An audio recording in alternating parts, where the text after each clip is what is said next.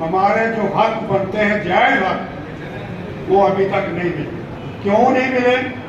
इसमें हमारी भी कमजोरी है, क्योंकि हम में एकता नहीं।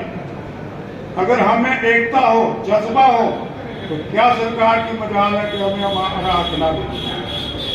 हमारे दोस्त सज्जन मित्र कश्मीरी, उनसे जब मैं सवाल करता हूं, देखो आपने सब कुछ ले लिया, हमें कुछ नहीं ले लिया, कहता आप मैं अनपढ़ता है।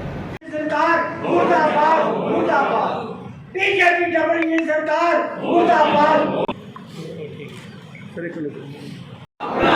छीन के लेंगे, छीन के लेंगे। राजीव क्यों नहीं आगे बढ़ो, आपका मैं बात हो। राजीव क्यों नहीं आगे बढ़ो,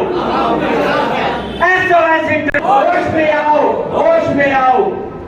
बीजेपी डबल इंजन सरकार मुर्दाबाद मुर्दाबाद। बीजेपी डबल इंजन सरकार मुर्दाबाद मुर्दाबाद। बीजेपी डबल इंजन सरकार मुर्दाबाद मुर्दाबाद मुर्दाबाद मुर्दाबाद। बीजेपी डबल इंजन सरकार होश में आओ, होश में। देखें, आज रोष रैली निकाली है हमने। बड़ा भारी जोश था लोगों के अंदर, एक रोष भी था कि हमारे साथ दगा किया जा रहा है। बीते 11 वर्षों, अब 11वां साल चढ़ गया है मोदी सरकार को। जो वायदे किए गए थे, सबका साथ सबका विकास, या दूसरा था अच्छे दिन आएंगे, वो नादारद हैं।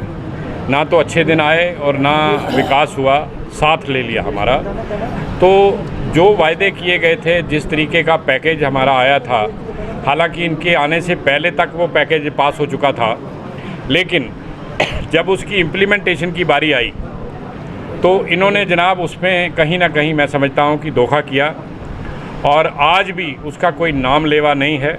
लेकिन जब चुनाव आते हैं, ये लोग घर घर में घुस जाते हैं, वहाँ जाकर एक देशभक्ति की कहानियाँ सुनाते हैं, कुछ और बातें वहाँ से करते हैं, करके उन लोगों को लोक लुभावन नारे देकर उनको ठग लेते हैं। तो मैं समझता हूँ कि ये बिल्कुल ज़ाती है। सरकार को इन मुद्दों की ओर ध्यान देना चाहिए। हमारा पैकेज बर्बाद करके रख दिया गया।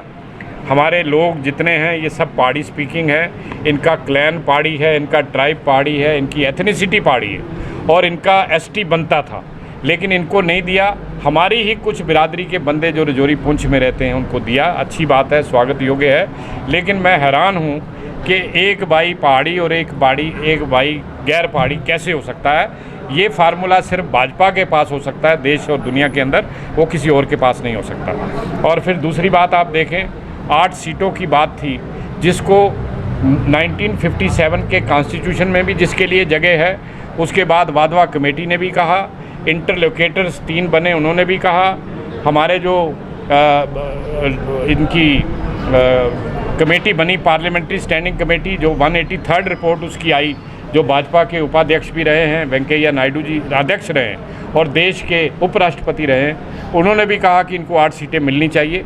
और जब ये रंजना देसाई जी फाइनली जब ये डिलिमिटेशन कमीशन की चेयरमैन बनी, तो हालांकि ये उनका मैंडेट नहीं था, फिर भी उन्होंने सिफारिश की कि इनको पर्याप्त मात्रा में सीटें मिलनी चाहिए। लेकिन जब आपने रीऑर्गेनाइजेशन बिल को अमेंड किया तो आपने 2 सीटें विस्थापितों को दे दी। जो कश्मीर हमारे पास है, जो दूसरे देश में नहीं है, वहाँ चुनाव होते हैं, वहाँ ये लड़ भी सकते हैं। लेकिन हमारा इलाका जो पाकिस्तान के पास है, जहाँ चुनाव नहीं हो सकते, उन लोगों को आपने एक तरह से बेइज्जत किया, एक तरह से उन लोगों की तौहीन की, और उनको मात्र 1 सीट दी ताकि वो लोग रोष प्रकट न कर पाएँ। ये सारी चीज़ें हैं जिसको लेकर लोगों के अंदर एक बहुत